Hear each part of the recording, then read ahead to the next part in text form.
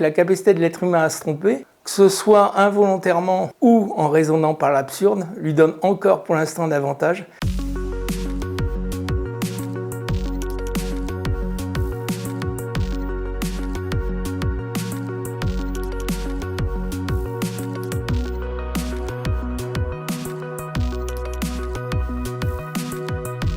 Chez Dell Technologies, je suis directeur avant Channel, c'est-à-dire que mes équipes ont pour but de créer l'envie et l'autonomie chez les partenaires, aussi bien en formation sur notre portfolio qu'en formation sur les outils ou en tant que facilitateur avec l'écosystème Dell.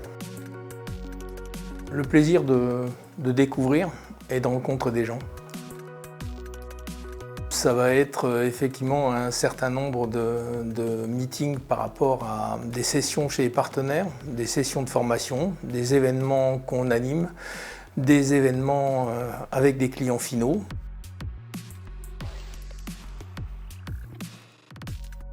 L'IA, c'est un super documentaliste. L'IA, elle est capable effectivement d'aller chercher dans de multiples sources les bons documents. Elle est capable d'en faire des synthèses. Elle est capable de vous procurer de la matière. Par contre, il restera toujours la capacité à analyser ce qui est fourni, à analyser sa pertinence. L'outil, on va dire, reste un technicien. Avant de passer à la technique, on commence par se poser la question de savoir pourquoi je vais agir, avant de savoir comment on va agir. Tout le suivi du business va se faire effectivement avec des synthèses qui vont être préparées par l'IA. C'est maintenant effectivement l'IA qui va fournir des rapports à la demande des managers et qui va effectivement aller interroger les outils de gestion commerciale, aller faire des synthèses et ça très rapidement sur un aspect qui n'est pas forcément passionnant. Ce qui est intéressant, c'est comment on utilise les données, c'est quel sens on leur donne, c'est pas forcément de les rassembler.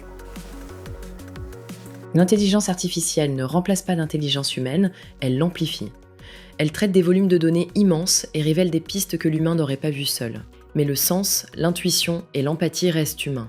En fait, l'intelligence artificielle est un partenaire qui aide l'humain à aller plus loin. Je suis assez d'accord avec ce que je lis, que l'outil va vous simplifier la démarche, va assembler les données, va faire une synthèse, mais le sens à donner, l'exploitation à faire reste au niveau de l'utilisateur. Donc oui, c'est un facilitateur. Non, ça n'est pas encore quelque chose d'autonome pour l'instant, puisque ça correspond effectivement à sa programmation et à l'entraînement qu'on lui aura donné.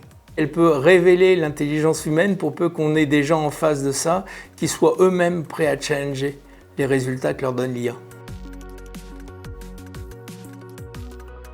On va y utiliser l'IA pour créer de la valeur justement pour, par exemple, tout le suivi financier, ou que ce soit le suivi du business. On va passer maintenant du temps à analyser les chiffres et non pas à chercher à les produire. On va interroger directement ces chiffres grâce à l'IA pour les mettre en perspective en fonction de l'optique qu'on va avoir. Donc effectivement, c'est un super outil qui va permettre de gagner du temps, mais l'analyse et l'utilisation prospective de ces données reste pour moi de la responsabilité effectivement des gens à qui on procure ces données. On a eu des projets comme avec Mistral, avec Instadeep, on a de très gros projets qui ont été réalisés, que ce soit aux US ou en France. Les partenaires sont assez contents qu'on puisse les accompagner sur une démarche d'identification et leur mettre à disposition des outils comme les EBC qui sont en fait des capacités à faire parler des experts aux clients avec le partenaire ou des plateformes de démonstration qu'on est en train de construire avec nos différents partenaires.